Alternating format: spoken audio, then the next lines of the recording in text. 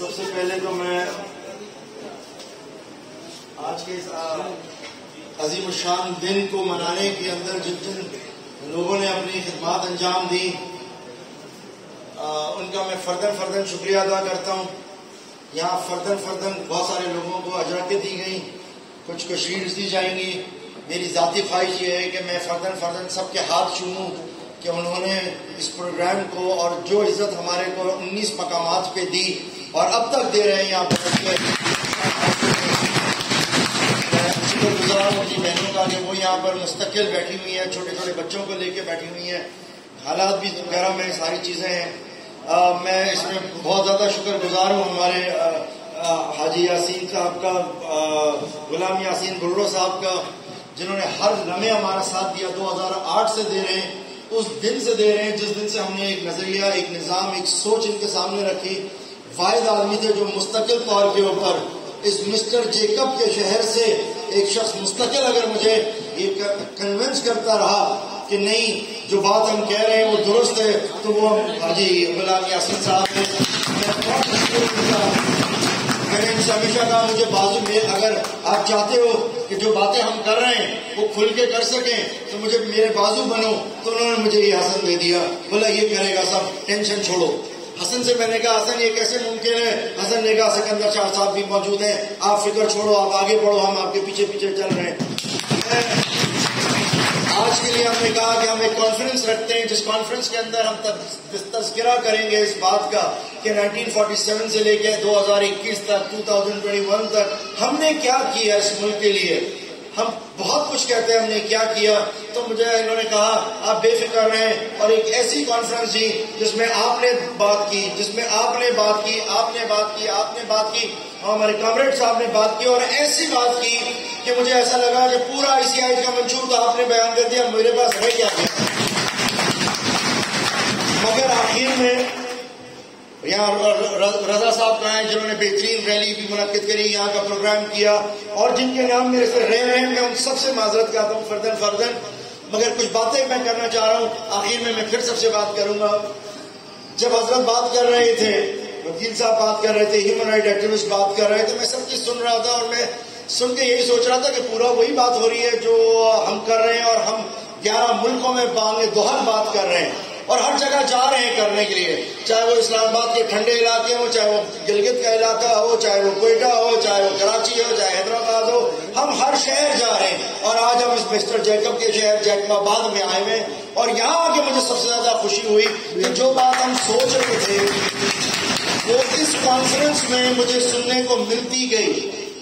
اور جو باتیں آپ نے کہیں بالکل 100% یہی وہ وجوہات ہیں جن کے بنا پہ ICIH کا وجود ہوا ہے اور ICIH کام کر رہی ہے. لیکن ایک چیز کی کمی رہ گئی ہے. جب وہ کمی میرے ذہن میں آتی ہے تو پھر مجھے اللہ تعالیٰ کی وہ شان یاد آتی ہے جہاں اللہ تعالیٰ فرماتا ہے کہ ایک پتلا تم بناتے ہو, ایک پتلا میں نے بنایا تھا, تمہارا پتلا نہ بولتا ہے, نہ بات کرتا ہے, نہ سنتا ہے, نہ چلتا ہے, تم اس کی عبادت کرنے کی کوشش کرتے ہو, تم اس کی بات کرتے ہو. جبکہ ایک پتلا میں نے بنایا, میں نے اس کے اندر پھونک ماری, وہ آدم بن گیا, اور اس سے ہم سب نکل آئے. اب ایشو یہ ہے جو بات ہمارے کامریڈ نے کی, جو بات ہمارے وکیل صاحب نے کی, جو ہمارے صاحب نے کی, جو ہمارے بات سب نے کی, سب نے بہترین بات کری, مگر روح کی بات نہیں ہوئی کہ آخر یہ مسئلہ ہے تو مسئلہ ہے کیوں, اگر یہ خرابی ہے تو یہ خرابی ہے کیوں, اگر یہ ٹھیک ہو سکتی ہے تو ٹھیک ہوگی کیسے. وہ ایک چیز رہ گئی حضور والا, وہ ایک چیز رہ گئی ہے. کس وجہ سے رہ گئی ہے وہ میں ایکسپلین کرنا چاہتا ہوں, وہ میں بیان کرنا چاہتا ہوں. میں ICIH کے اوپر بات کرتے پہلے میں اس میں بات کرتا ہوں وہ کون سی ایک چیز رہ گئی ہے. اگر وہ ایک چیز پوری ہو جائے تو ساری دیوار کمپلیٹ ہو جائے گی.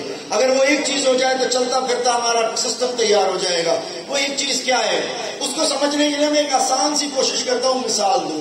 ایک آسان ترین مثال کی بات کرتا ہوں. پاکستانی فوج کا نعرہ سب نے لگایا یہاں پہ, ہم سب نے اپنی جان سے بڑھ کے پاکستانی فوج کا نعرہ لگایا. ہم نے کہا ہم سر کو چل دیں گے تمہارے لیے, ہم نے کہا تو ہم آج بھی تیار ہیں اس کے ساتھ لڑنے کے لیے. پاکستانی فوج کیا ہے, کیا ہے پاکستانی فوج, کیا ہے پاکستانی فوج؟ اگر میں غلط ہوں تو میری تصحیح کریں. پاکستانی فوج سندھی ہے, مہاجر ہے, پنجابی ہے, پٹھان ہے, بلوچی ہے, شیعہ ہے, سنی ہے, دیوبندی ہے, بریلوی ہے, اہل حدیث ہے کہ نہیں؟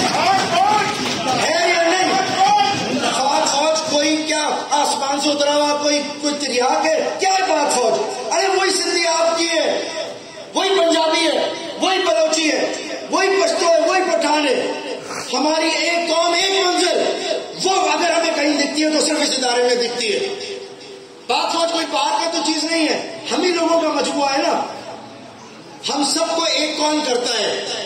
ایک سربراہ کرتا ہے. کس نے کیا؟ ایک سربراہ نے.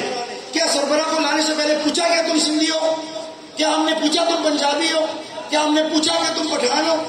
کیا ہم پوچھتے ہیں کہ تم دیوبندی ہو، بریلوی ہو، اہل حدیث ہو؟ کیا ہم نے کبھی پوچھتے ہیں یہ بات؟ ہم اس کی اہلیت، صلاحیت، اس وطن کے ساتھ محبت، اس کی ہمت، اس کی جرت، اس کی دور رسی، یہ چیزیں دیکھ کے ہم اس کے ہاتھ میں اپنے ملک کا کمان، اپنے ملک کا ڈنڈا دیتے ہیں.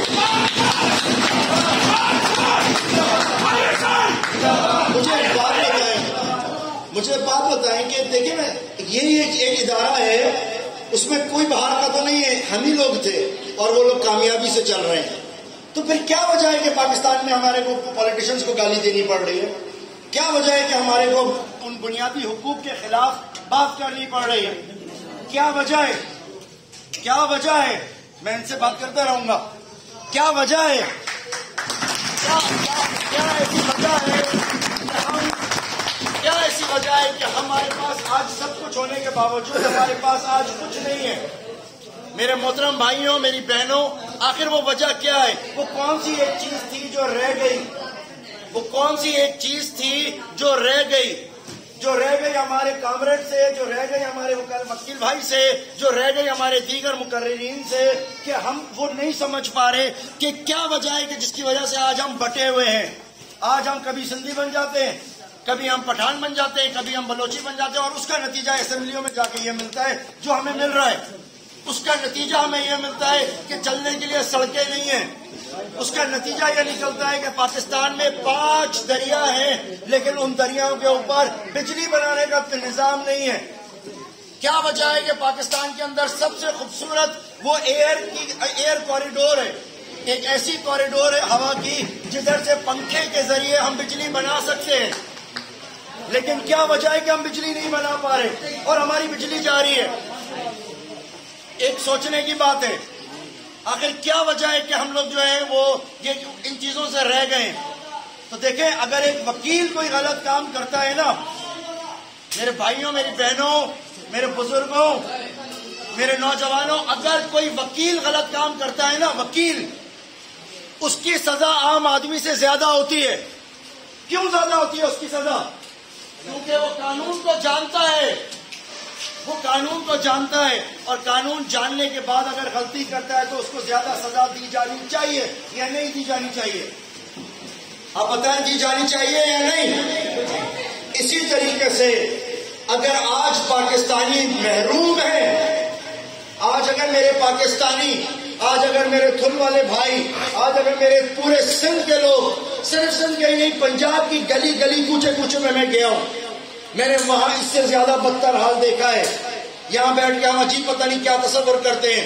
میرے پیارے بھائیوں، میں نے پنجاب کے اندر ایسے گاؤں دیکھے ہیں جنہوں نے پیسے کمانے کے لیے اپنا پورے گردے بیچ دیے ہیں. میرے سندھ میں ایسا گاؤں نہیں ہے کوئی.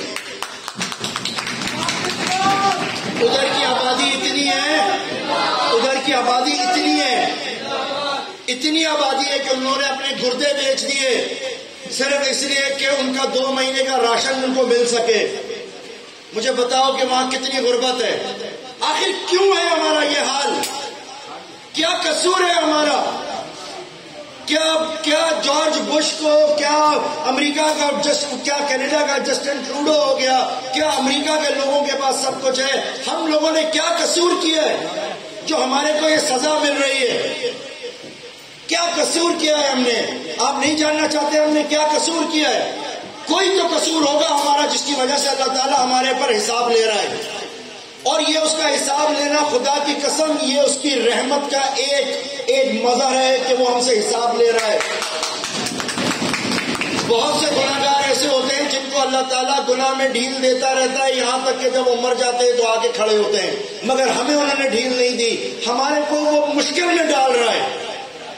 ہمیں مشکل میں ڈال رہا ہے. اور اگر کسی کو کوئی مشکل میں دیکھے، یہاں علماء کرام موجود ہیں، پوچھیں ان سے، اگر کسی کو اللہ تعالیٰ مشکل میں ڈالے یا بیماری میں وہ ڈالے یا تکلیف میں ڈالے تو اس کے گناہ معاف کر رہا ہوتا ہے. اللہ گناہ معاف کر رہا ہوتا ہے اور اپنی رحمت سے اس کو بخشنے کے لیے رستے نکال رہا ہوتا ہے. لیکن اس کے اوپر وہ تکلیفیں، آزمائشیں ضرور آ رہی ہوتی ہیں. ہم پاکستانیوں کے ساتھ کیا مسئلہ ہے؟ یہاں نہ کوئی سندھی، نہ پٹھان، نہ پنجابی، میں پاکستانی بول رہا ہوں، کیونکہ جب آپ ملک سے باہر جاتے ہو تو آپ کو پاکستانی کہا جاتا ہے. آپ کو کچھ نہیں کہا جاتا، آپ کو پاکستانی کہا جاتا ہے. تو تھوڑی دیر کے لیے ہم اس فرق سے باہر آ جاتے ہیں. تھوڑی دیر کے لیے ہم اپنے آپ کو فوجی سمجھتے ہیں، اور ہر فوج میں ہر کوئی ہوتا ہے. ہم چلتے پھرتے 22 کروڑ پاکستانی فوجی ہیں. ہم تھوڑی دیر کے لیے وہ سمجھ لیتے ہیں کہ ہم سب ایک ساتھ ہیں، اور بیٹھے ہیں اس ہال میں، خوشی سے بیٹھے ہیں ہم اس ہال میں، گھروں میں ہم لوگ بیٹھے. میں پھر پوچھ رہا ہوں، وہ کیا وجہ ہے کہ اللہ تعالیٰ ہم سے ناراض ہے؟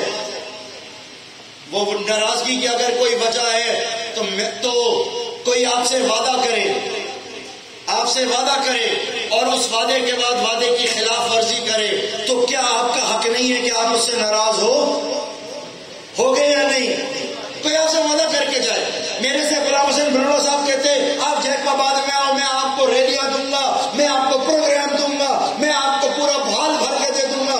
لیکن میں آؤں اور یہ سب نہ ہو تو میرا حق نہیں ہے کہ میں ناراض ہوں کہ میں کام چھوڑ کے آیا، سب کچھ کر کے آیا، آپ میرے کو بیوقوف بنا دیا. میرا حق ہے نا ناراضگی کا، میرا حق ہے نا حسن سے ناراضگی کا. حسن کا حق ہوگا نا. آپ نے وعدہ کیا کہ ہم آئیں گے، ہم ریلی لگائیں گے، ہم آپ کو ہار پہنائیں گے، لیکن آپ نہ پہناؤ تو حسن کا حق ہے نا آپ سے ناراض ہونے کا. یہ حق ہے نا اس کا ناراض ہونے کا. مجھے یہ بتاؤ، جب آج سے 1940 کے اندر، 1940 سے پہلے 1935 کے اندر الیکشن ہوتا ہے، اور الیکشن کے اندر کانگریس نامی ایک جماعت جیتتی ہے اور مسلم لیگ برے طریقے سے ہارتی ہے. یعنی ہندوستان میں ایک الیکشن ہوتا ہے، انگریز کرواتا ہے. وہ سالہ انگریز جو اپنے آپ کو سب سے زیادہ اچھا سمجھتا ہے، وہ اس وہ ایک ایسا الیکشن کرواتا ہے جس میں وفاق کا تو کرواتا نہیں ہے، صوبوں کا کروا دیتا ہے. تاریخ کا ٹائم نہیں ہے بتانے کا، لیکن جب یہ کام ہوتا ہے اس وقت ایک حکومت آتی ہے. 2 سال وہ ایسا حال کرتے ہیں وہاں کی اقلیتوں کا وہ حال کرتے ہیں 2 سال میں کہ آخر میں قائد اعظم محمد علی جناح جیسا آدمی، جو اس وقت تک صرف بیرسٹر محمد علی تھا، اس کو اب یاد آتی ہے بات، سر سید احمد خان کی بات یاد آتی ہے کہ یہ تم پر قابض ہوئے ہیں، یہ تمہیں غلام بنا کے رکھ رہے ہیں. اس کو دو نظریہ کی بات یاد آتی ہے قائد اعظم کو، تب یاد آتی ہے محمد علی جناح کو، تب یاد آتی ہے. اس کے بعد یاد آتی ہے 1930 میں علامہ اقبال کی بات، جہاں وہ علامہ اقبال 1930 میں کہتے ہیں کہ مسلمانوں کے ایک الگ قوم، ایک الگ ملک کی ضرورت ہے. تب جا کے میرے جناح صاحب کو یاد آتی ہے وہ بات. اور پھر جناح صاحب جاتا ہے سب سے پہلے علی گڑھ یونیورسٹی کے نوجوانوں کے پاس اور ان کو جا کے کہتا ہے کہ تمہارے بڑوں نے سے جو مسٹیک ہو گئی دوستی کی، اس کو چھوڑو، اب تمہارے کندھے پر سب کچھ ہے، اب تم لوگوں نے کرنا ہے. اور اس کے بعد ہم دیکھتے ہیں کہ 1940 کے اندر منٹو پارک کے اندر یہ قرارداد منظور ہوتی ہے، اور اس قرارداد کے اندر بنیادی وعدہ، لاکھوں آدمیوں کے سامنے جو وعدہ کیا تھا ہمارے بڑوں نے، ہمارے باپ داداؤں نے جو وعدہ کیا تھا، وہ یہ کہا تھا اے اللہ تو ہمیں زمین دے، ہم تیرا نظام نافذ کریں گے. اے اللہ تو ہمیں زمین دے، ہم تیرے محمد آخری نبی کے بتائے ہوئے قانون کے اوپر اس ملک کو چلائیں گے. اس کے بعد وہاں جو لوگ بیٹھے تھے نا، انہوں نے کہا، اس کے بعد انہوں نے کہا پاکستان کا مطلب کیا؟ لا الہ الا اللہ. یہ نعرہ مسلم لیگ نے نہیں، اس عوام نے لگایا تھا. پھر اس عوام نے کہا اس لا الہ الا اللہ کے لیے ہم اپنی گردن جان سب کاٹ دیں گے. لا الہ الا اللہ کا مطلب کیا ہے؟ لا الہ الا اللہ کا مطلب ہے کہ اپنے اندر سے تمام خداؤں کو نکال دو، انکار کرو سب سے پہلے ہر خدا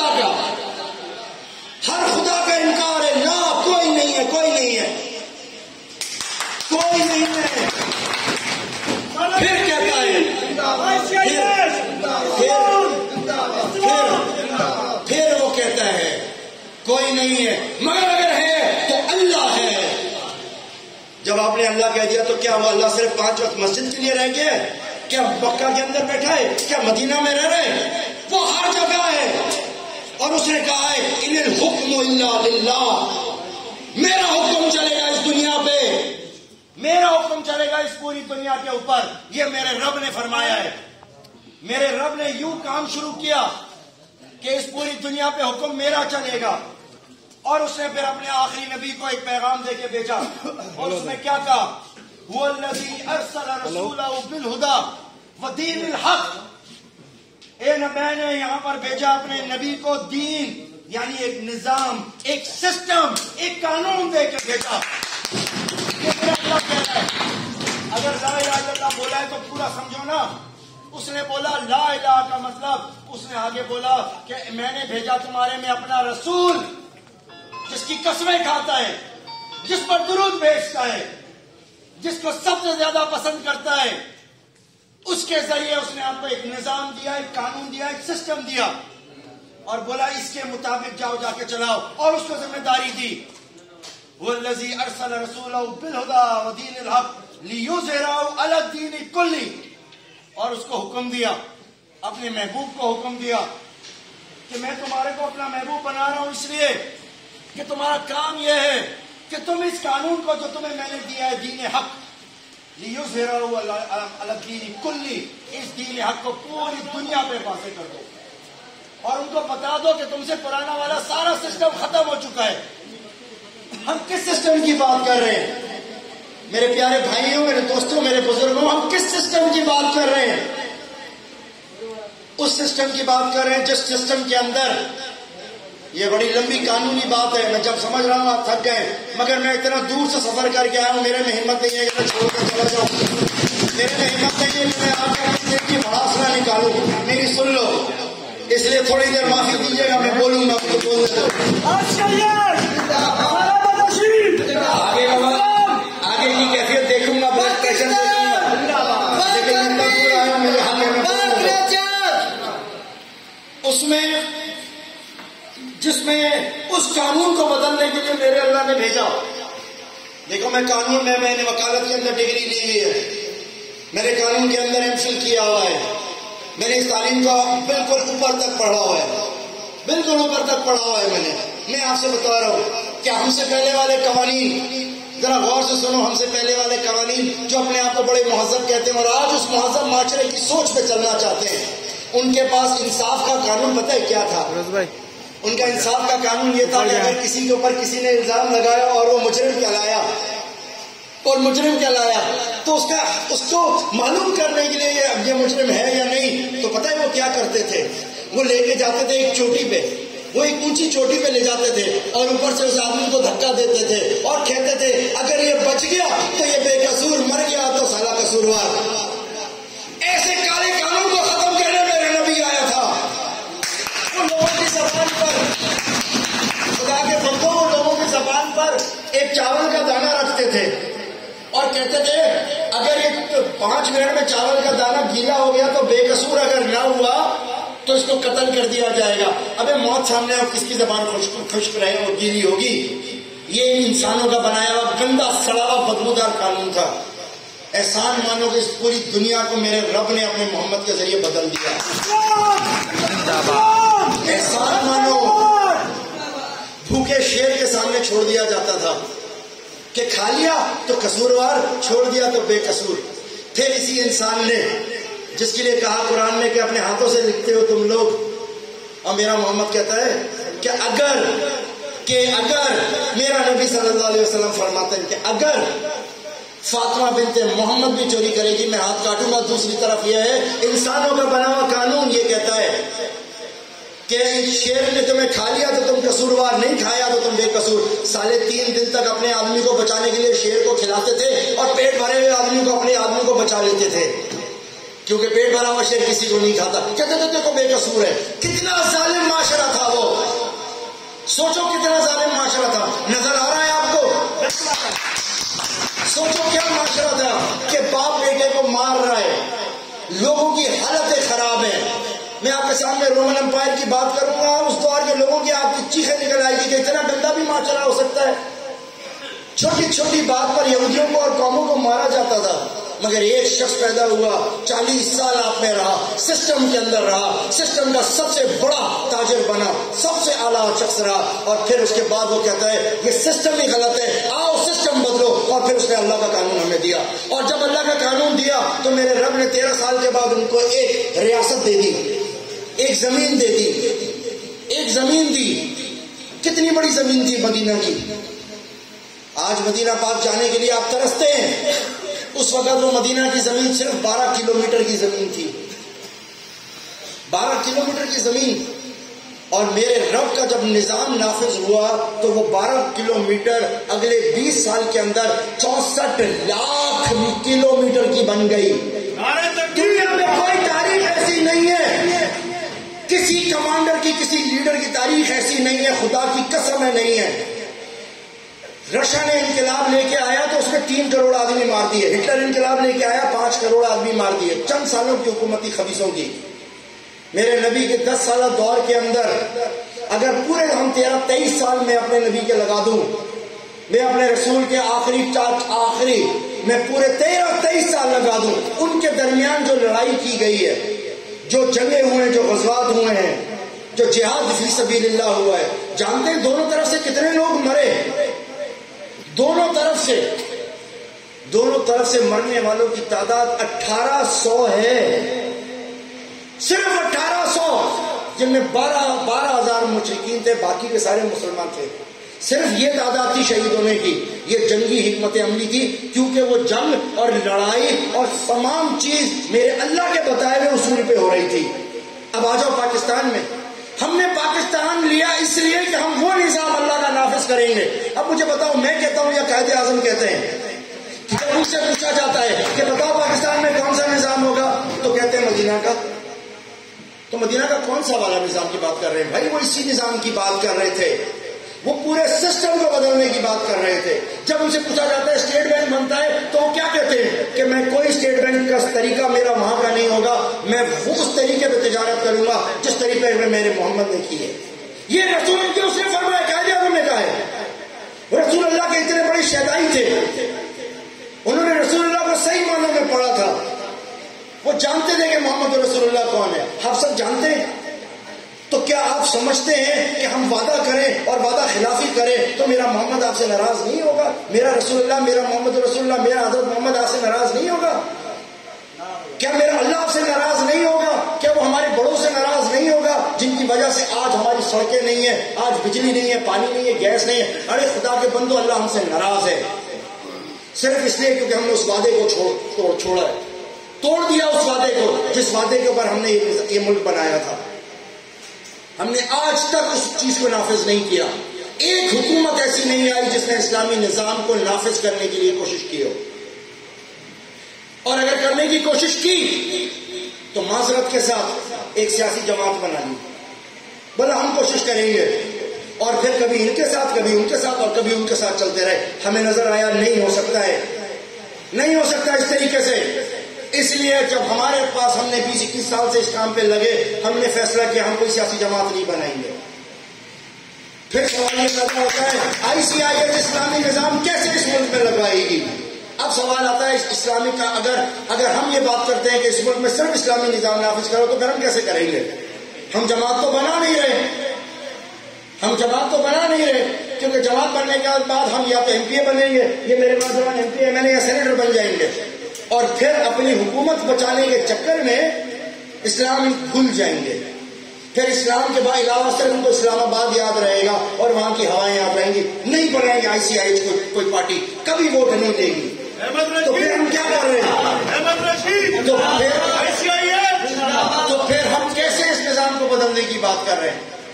ہم اس نظام کو بدلنے کی اگر بات کر رہے ہیں اور ہم بدلیں گے وہ اس طریقے سے انشاءاللہ تعالی کہ آپ سب اس وعدے کو دوبارہ یاد کرو گے، اور جو بھی حکومت میں ہوگا اس کو اتنا پریشر دو گے کہ وہ ہمارا اسلامی نظام نافذ کر کے چھوڑے گا. کسی کو نہیں بیٹھنے دیں گے.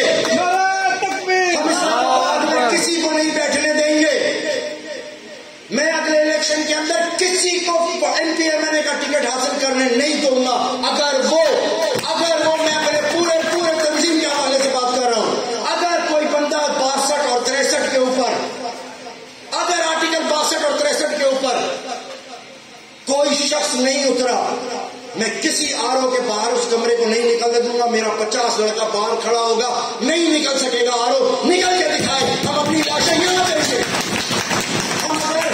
اگر ہم دشمن کے سامنے سر دے سکتے ہیں تو ہم اپنے دفتر میں کھڑے ہو کے دے سکتے ہیں کہ ہم اپنے آئین کی خلاف ورزی نہیں ہونے دینا چاہتے. آئین کیا ہے؟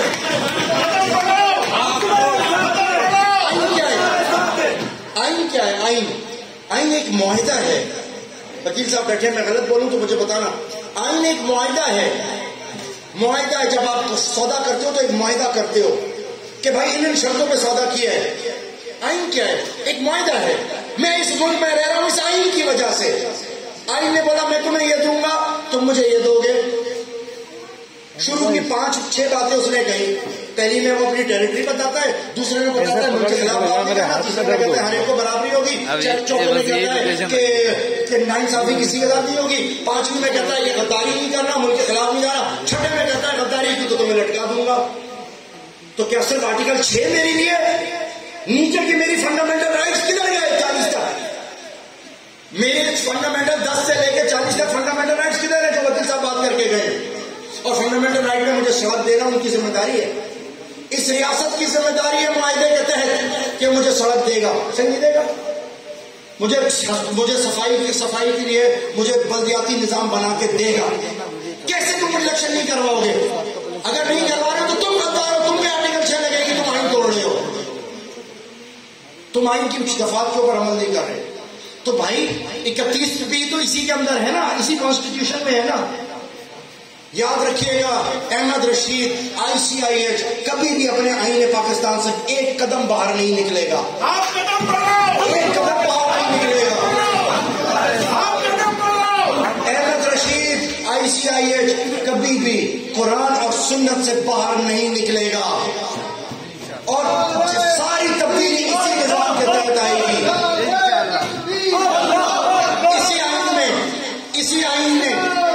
اسی آئین نے ہمارے کو آرٹیکل 31 میں، آئین کا آرٹیکل 31 کسی نے کتاب نہیں کھول کے پڑھی ہوگی. 31 کہتا ہے کہ حکومت یعنی پاکستان تمہارے کو ایک ایسا ملک بنا کے دینے کی پابند ہے جہاں تم اسلام کے مطابق زندگی گزار سکتے ہو. آرٹیکل 227 یہی بات کہتی ہے، آرٹیکل 228 کہتی ہے، 29 کہتی ہے، 31 کہتی ہے کہ تمہارے لیے ایک ایسا اسلامی نظریاتی کاؤنسل بنا کے تمہیں دیں گے جن کا کام ہوگا سارے غیر اسلامی قوانین کو ختم کر کے ایک اسلامی قانون لے کے آنا. اسلامی نظریاتی کاؤنسل تو فنڈ بھی لے رہی ہے، کام بھی کر رہی ہے، پیسہ بھی لے رہی ہے، تو پھر عمل کیوں نہیں ہو رہا؟ پھر میں پوچھتا ہوں عمل کیوں نہیں ہو رہا؟ اس لیے نہیں ہو رہا کیونکہ آرٹیکل 62 اور 63 کی مدد کے اوپر اترتے ہوئے لوگ اسمبلیوں میں نہیں آ رہے. وہ آ رہے ہیں عصبیت کی بنیاد پر. جاتے جاتے میری ایک اور بات سنتے جاؤ، برا نہیں ماننا، خدا کے لیے میری بات برا نہیں ماننا، لیکن سنتے جاؤ. جو جیت رہا ہے آج اور اسمبلی میں جا کے بیٹھ جیت رہا ہے وہ عصبیت کی بنیاد، عصبیت کا مطلب ہے قومیت کی بنیاد پر جیت رہا ہے، اپنے خاندان کے نام پر جیت رہا ہے، اپنے قبیلے کے نام پہ جیت رہا ہے. جبکہ میرے رب نے کہا کہ قبیلہ تمہاری پہچان کے لیے بس، اس سے زیادہ نہیں ہے. صرف تمہاری پہچان ہے کہ میں احمد رشید سید ہوں اور تم احمد رشید شیخ ہو، بس پہچان کے لیے. کیوں مولانا صاحب ایسا ہی ہے؟ عزت اس کی جس کا تقویٰ ہے. اور اسی عصبیت کے نام پر جو آپ سے ووٹ مانگتا ہے یا جنہوں نے اتنے عرصے میں ووٹ دیا عصبیت کے نام پر، ان کے لیے میرے نبی نے، آپ کے نبی نے، جن کے لیے اللہ درود پڑھا ہے، خدا کے لیے سوچو، جن کے نام پر ہم مرنے مٹنے کو قربان ہو جاتے ہیں. میں نے 2 دفعہ محمد بولا، حضرت نہیں بولا، لوگوں کو آگ لگ گئی. کیسا آدمی ہے حضرت نہیں بولتا؟ آگ لگ گئی سب کو. میں نے جان کے نہیں بولا تاکہ آپ کو آگ لگے، سب کو برا لگا، میں نے نہیں بولا. میں نے محمد کے آگے صلی اللہ علیہ وسلم نہیں بولا، سب کو آگ لگی. ہم اتنی محبت کرتے ہیں مگر اسی میرے محمد صلی اللہ علیہ وسلم نے خطبہ حجۃ الوداع میں جب وہ اپنا آخری فائنل نیو ورلڈ آرڈر دے کے جا رہے تھے، اپنا آخری آخری خطبہ دے کے جا رہے تھے تو انہوں نے فرمایا من دعا الی العصبیہ، انہوں نے فرمایا من دعا الی العصبیہ. حضور آگے کیا فرمایا؟ انہوں نے کیا فرمایا؟ حضور بتائیں ان کو تاکہ ان کو لگے نہیں میں جھوٹ بول رہا ہوں، میری چھوٹی داڑھی ہے لگتا ہے شاید جھوٹ نہ بول رہا ہوں. بتائیں کیا بولا؟ من دعا الی العصبیہ. کیا انہوں نے بولا اگر کسی نے اپنے آپ کو عصبیت کی طرف بلایا تو فلیس منا، وہ میرے میں سے نہیں ہوگا؟ یہ بولا تھا، یہ بولا تھا حضور. اگر میری بات غلط ہے تو میرے عالم کی بات غلط تو نہیں ہوگی نا؟ آپ قدم بڑھو.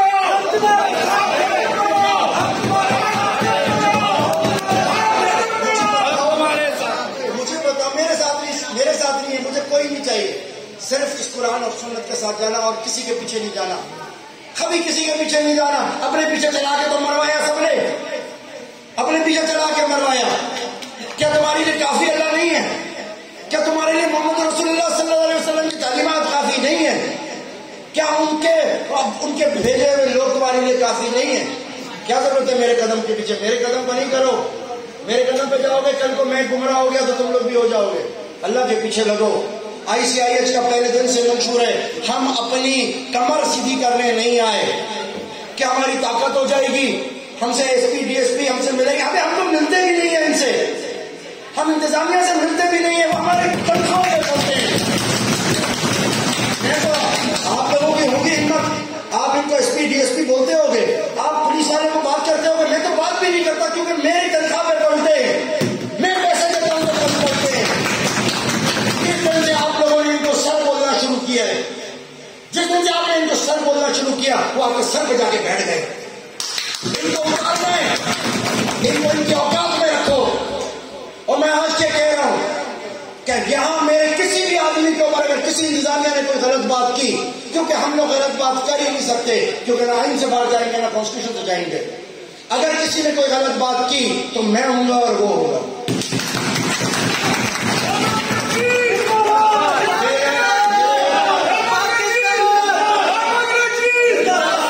میرا دادا اگر انگریز کے ساتھ رہ کے وہ بیچ پیدا کر سکتا ہے، میرا دادا سر سید احمد خان اگر انگریز کے ساتھ رہ کے بیج پیدا کر سکتا ہے کہ انہی سے ان کا پورا کا پورا ملک کے ٹکڑے کروا سکتا ہے اور ایک اسلامی ریاست بنوا سکتا ہے، تو ہم تمہیں تمہاری اوقات میں بھی لا سکتے ہیں.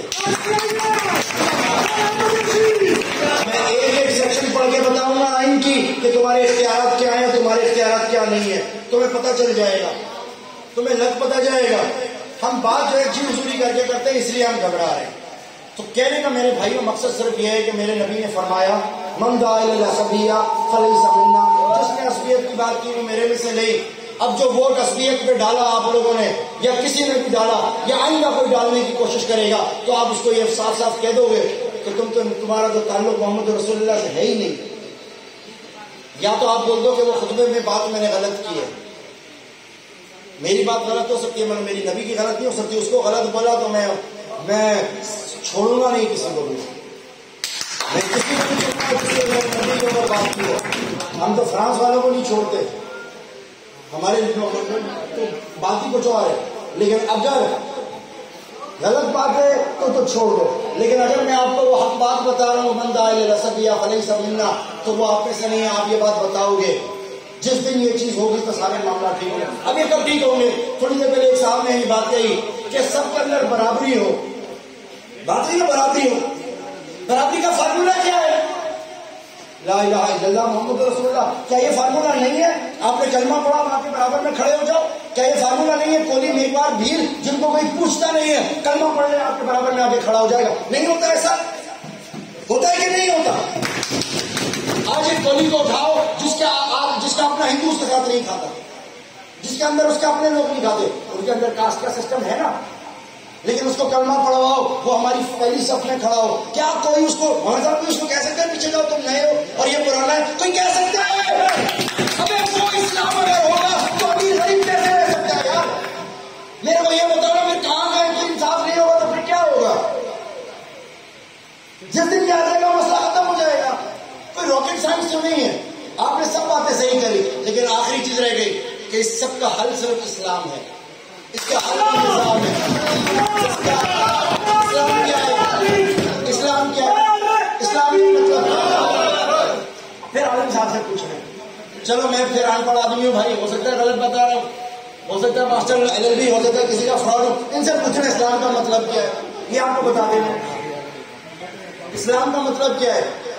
آپ لوگ جو بیٹھے نا، یہ جو اسمبلیوں میں جا کے بیٹھتے ہیں، یہ انگریزی ٹٹو جو انگریزی زبان بول کے اپنے آپ کو بڑا ہیرو سمجھتے ہیں، ان کے نزدیک اسلام کا مطلب پیس، امن امن امن امن، مگر اسلام کا مطلب یہاں کیا ہے صحیح بتائیں گے آپ کو؟ یہاں اسلام کا مطلب ہے اپنی خواہشات کو اللہ کے تابع کر دینا۔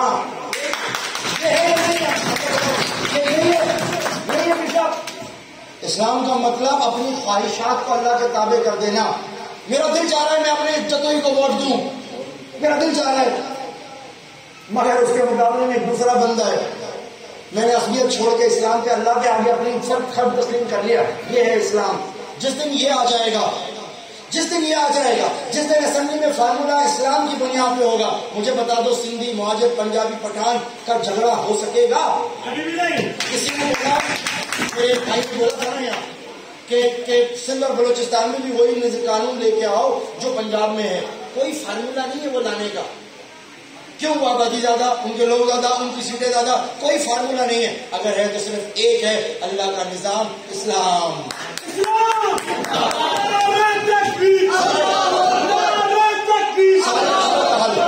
سارے مسئلوں کا میرے پیارے بھائیوں، میرے دوستوں، میرے بزرگوں، میری ماؤں، میری بہنوں، میرے بچوں، یہی ہے، یہ ٹائم ہے ہمارے پاس اس وقت کہ جب یہ ملک بنا ہم اللہ کے نظام کے لیے تھے، بیچ والے ہمارے لوگ مادی ترقی کے اندر اتنا آگے بڑھ گئے، اتنا آگے بڑھ گئے، اتنا آگے بڑھ گئے کہ اسلام کو چھوڑ بیٹھے، وہ اللہ کے نظام کو چھوڑ بیٹھے، اور نتیجہ یہ نکلا کہ اب ایک نوجوان نسل بڑی ہو گئی ہے، اگر اس نے بھی واپس اس سسٹم کو، نظام کو نہیں پکڑا تو خدا کی قسم ہماری وہ کیفیت ہو جائے گی، ہماری وہ کیفیت ہو جائے گی کہ آج تو ہمارے پاس جب بارش ہوتی ہے تو پروگرام کینسل کرنا پڑتا ہے۔ کون سا مہذب ملک ہے جس میں بارش میں پروگرام کینسل ہوتے ہیں؟ کوئی ایسا ملک ہے جس میں بارش ہو گئی تو نظام معطل ہو گیا، امتحان ختم ہو گئے؟ یار خدا کے لیے ایسا نہیں ہوتا، کہیں ایسا نہیں ہوتا۔ اگر آپ برابری اور یکسانیت چاہتے ہو تو صرف اسی طریقے سے آ سکتی ہے۔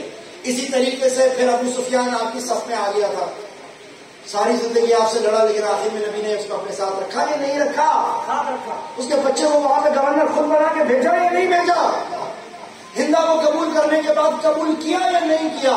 یہ ہے برابری، اور کہیں سے نہیں ملتی ہمیں۔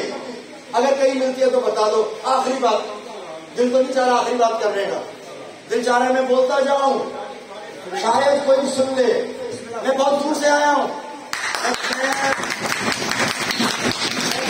کل صبح نکلا ہوں کوٹ سے، اور جلد بازی میں خوشی خوشی میں نکلا ہوں کہ میں جاؤں گا اور جا کے اپنے رب کے بارے میں باتیں کروں گا، کیونکہ جتنی دیر آپ بیٹھے ہو، جتنی دیر میں نے بولا ہے، اس کا اجر مجھے میرا رب دے رہا ہے، مجھے کسی سے نہیں چاہیے سوائے ایک بات، ایک آخری بات، آخری تو نہیں ہے مگر ایک بات اور، 1400 سال ہوئے رسول اللہ صلی اللہ علیہ وسلم کو یہ نظام، یہ قانون سسٹم دیے ہوئے۔ آپ جانتے ہو 1400 سال میں کتنے عرصے چلا؟ کوئی نظام دنیا کا ایسا ہے تو مجھے بتا دو، میں اس کے پیچھے چلنے کو تیار ہوں۔ یہ نظام 1400 سال میں سے 1300 سال چلا ہے، 1300 سال دنیا میں یہی نظام چلا ہے میرے بھائیوں۔ صرف 100 سال ہوئے، 1924 میں آپ کی خلافت ختم ہوئی ہے، 24 سے لے کے اب 24 آنے والا ہے، ابھی تو 100 سال بھی نہیں ہوئے۔ ہاں غلطی ہے لیکن ختم کر لیں گے ہم، لیکن اٹھو تو صحیح۔ جس دن آپ اٹھ گئے اور جس دن آپ نے ڈیمانڈ برابری کی نہیں، اسلام کی کر لی، آپ کے خود میں جان آ جائے گی، اور انشاءاللہ تعالیٰ پاکستان کہیں سے کہیں پہنچ جائے گا، اور یہی اس وقت ICN چاہتا ہے۔ اسی لیے نوجوانوں کے اوپر مبنی ایک ٹیم بنائی ہے، اور وہ دوست جو یہاں پر بیٹھے ہیں جن کا تعلق ہمارے سے نہیں ہے، میں ہاتھ جوڑ کے یہ کہتا ہوں خدا کے لیے، ہم کوئی فرقے سے نہیں ہے، ہمارا تعلق کسی پارٹی سے نہیں ہے، میں ہاتھ جوڑ کے آپ سے یہ کہتا ہوں ہماری مدد کریں، ہمارا حصہ بنیں، پروپوگیٹ کریں، ہماری بات کو آگے لے کے جائیں۔ کیا پتا ہماری نہیں لیکن آپ کی وجہ سے لوگوں تک یہ بات پہنچ جائے تو کل ہم اپنے بچوں کے سکون میں رہیں گے، ورنہ آج کی کیفیت جو ہے معاشرے میں بچوں کے ساتھ زیادتی، عورتوں کے ساتھ زیادتی اور دیگر کے ساتھ زیادتی، اسی کو آپ 20 سال آگے لے کے جاؤ، سوچو آپ کے بچے کس جگہ کھڑے ہوں گے۔ اپنی لینے تو ان کے لیے ہمیں کچھ کرنا چاہیے، یہی ICH کا منشور ہے، اسی لیے ہم نکلے، اسی لیے آپ کے پاس آئے۔ میں آپ کا شکریہ ادا کرتا ہوں، میری طرف پھر اپنے تمام دوستوں کا شکریہ ادا کرتا ہوں۔ کرتا ہوں. آپ کا شکریہ، آپ نے ان سب کو بیٹھایا اور میں اپنی آواز ان تک سنا سکا. اللہ تعالیٰ آپ سب کا حامی و ناصر ہو. ہم علینا الا البلاغ.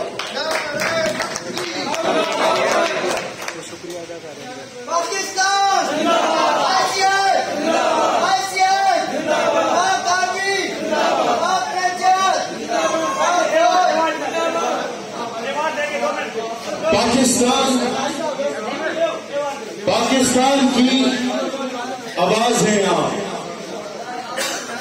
سندھ کی شان ہے آپ، حیدرآباد کی پہچان ہے آپ، کراچی کے سر کا تاج ہے آپ، جیکب آباد کی جان ہے آپ. چیئرمین قدم بڑھاؤ،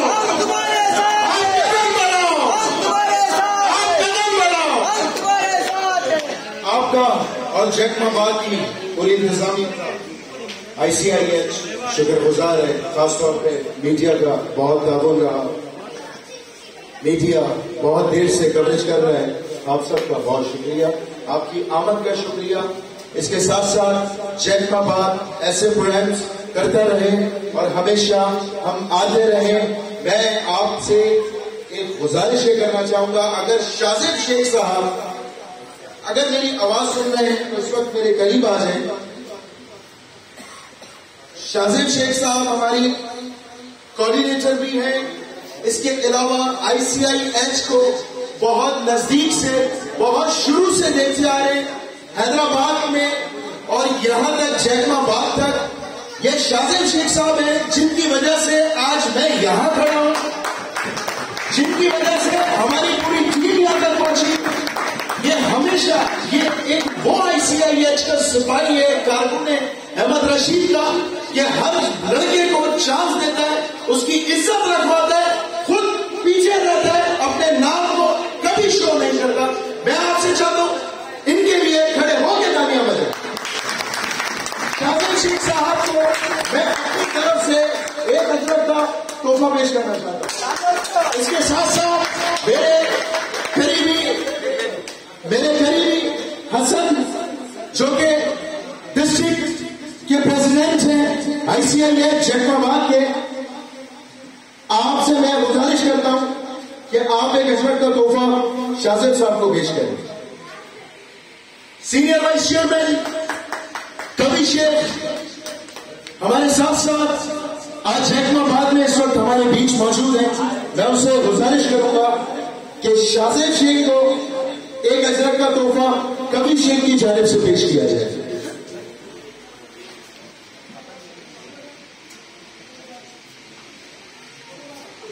میں حیدرآباد کی پوری ٹیم سے یہ گزارش کروں گا، میرے media coordinator Zeeshan, senior vice president نقاش، سینئر وائس پریزیڈنٹ میرے فیضان اور علی، اور میرے کراچی سے دوست ایک بار اسٹیج پہ تشریف لے کر آئے.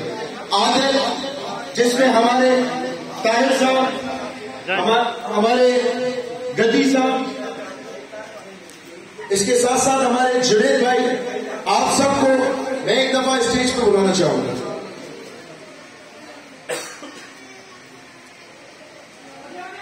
یہاں ان کو بلانے کا میرا مقصد یہ ہے، میں آپ کو یہ بات یقین سے بتانا چاہتا ہوں کہ یہ چہرے ہوں گے آپ جب جب بلائیں گے، جیکب آباد میں جب جب آئیں گے، ہر حال میں آئیں گے، آپ کی آواز کو اٹھائیں گے. چیئرمین احمد رشید صاحب کا یہی کہنا ہے کہ ہر مسلم کی آواز اٹھاؤ، اسلام کی آواز اٹھاؤ، پاکستان کی بقا کی آواز اٹھاؤ. پاکستان، پاکستان، اسلام، ICIH، جیکب آباد، جیکب آباد. تھینک یو سو مچ. آپ کی آمد کا بہت شکریہ. یہ تھے ہمارے نوجوانوں کے سربراہ شہروز شیخ صاحب. ابھی میں ایوارڈوں کے لیے دوستوں کو سلیکٹ کیا ہے. ابھی ہم سنی تحریک کے سائنے کو مجھے گزارش کریں گے کہ الفاظ. بسم اللہ الرحمن الرحیم. سائیں پیر احمد شاہ अगर जो भी टीम उसके कारकुन उसके जो भी जिम्मेदार हैं मैं उन सबको मुबारकबाद पेश करता हूँ। और आपका ये प्रोग्राम जो बहुत ज़बरदस्त और कामयाब प्रोग्राम आपका ये पहला मरतबा आपसे मुलाकात हुआ है। आपने तो बिल्कुल हमारा भी दिल जो है जीत लिया है सनी बादशाह। जो हक की बात आपने ये जो हक का आवाज़ है इंशाअल्लाह ताला अल्लाह आपको कामयाब करे और अल्लाह से आपको कामयाब करे। पाकिस्तान जिंदाबाद। ये थे नेक मोहम्मद भाई सुन्नी तहरीक के जिला शेखाबाद के अगवा, जिन्होंने कहा कि ICIH का प्रोग्राम बिल्कुल बेहतरीन प्रोग्राम था, जो कामयाब प्रोग्राम था। हम सब सैयद अहमद रशीद के शुक्रगुजार हैं जो अच्छा मंशूर लेकर शेखाबाद के अंदर आए। हम इंतहाई मशकूर है नेक मोहम्मद सुन्नी तहरीक के भाई का, जिन्होंने हमारे कायद के लिए और शेखाबाद के लिए सुंदर अल्फाज के। अभी मैं शील्ड अवार्ड के लिए गुजारिश करूंगा अवामी मीडिया प्रेस क्लब शेखाबाद और रजा इंडस्ट्री, जिन्होंने ICIH को हाईलाइट करने के लिए अवामी प्रेस क्लब वाले ने बहुत सारी मेहनतें और कोशिशें की है, जिनके चेयरमैन हैं नदीम भाई। नदीम भाई का भी मैं इंतहाई मशहूर हूँ। उनके लिए ICIH की तरफ से एक बेहतरीन अवार्ड है। उसके लिए मैं सर रहमान शिकार को बोलूंगा कि वो रजा मोहम्मद दस्ती और नदीम भाई को एक शीट पेश करे। दोनों आ जाए, चेयरमैन और रजा दस्ती साहब।